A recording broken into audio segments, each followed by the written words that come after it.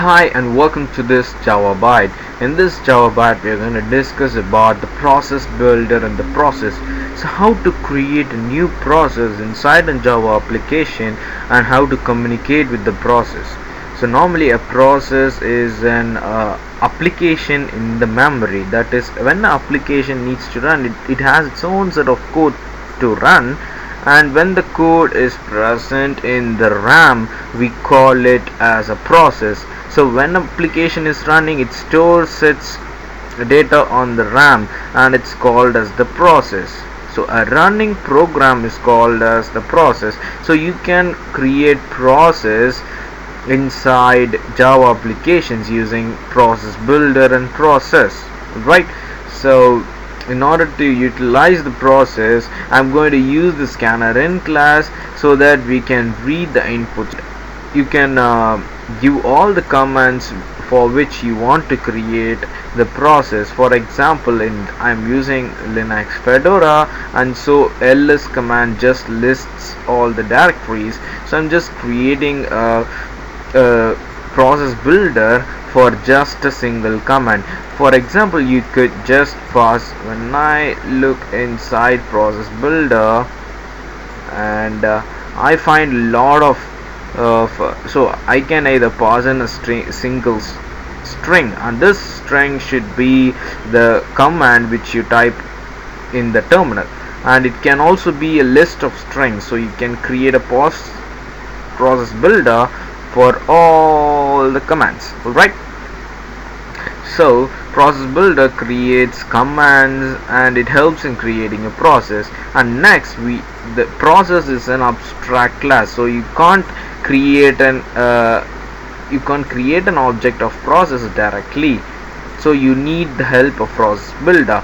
So I'm just saying this process with a small letter p is a variable and it's of a type process, and it stores the process object which is returned by this returned when I call process builder dot start. And this process builder, which starts with a small letter p, is a variable of a type process builder with a capital letter P.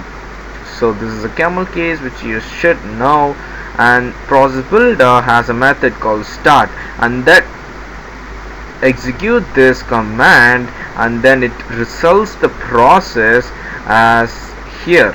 So this variable, this object process has a lot of methods so that we can communicate with the running program. You can get its error stream, you can get its input stream, you can get its output stream, and then you can communicate with the program, right? So what I'm doing is I'm just creating a scanner object.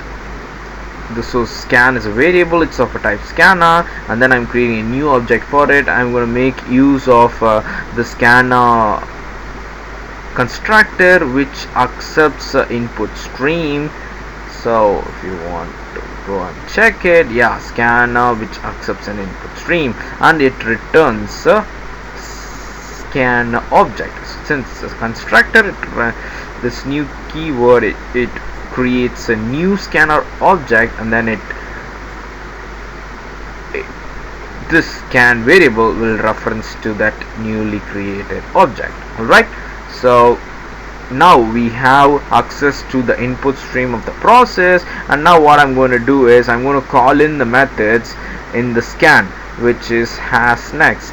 So this will be true until contents are available in the input stream. So it's going to print out by using the concatenation, and it's going to add ls process says scan.next. So it's going to read until it ends, and then it's going to add this line to each output. So and one more last thing, since it's an input stream, I need to close the scanner.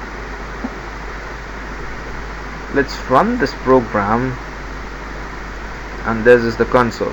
Yeah, here we have, so ls points to this Java project directory, and it has the two directories called bin and src. So we are reading it line by line and then just printing it. So you can just use this for any command. So pwd present working directory, and let's say pwd sys. And now when I run this application, I get the present working directory as home, my name, and then workspace, and inside my project name. So this example directory has bin and source. Alright, so see you guys soon in another most important topic from Java Byte. Bye.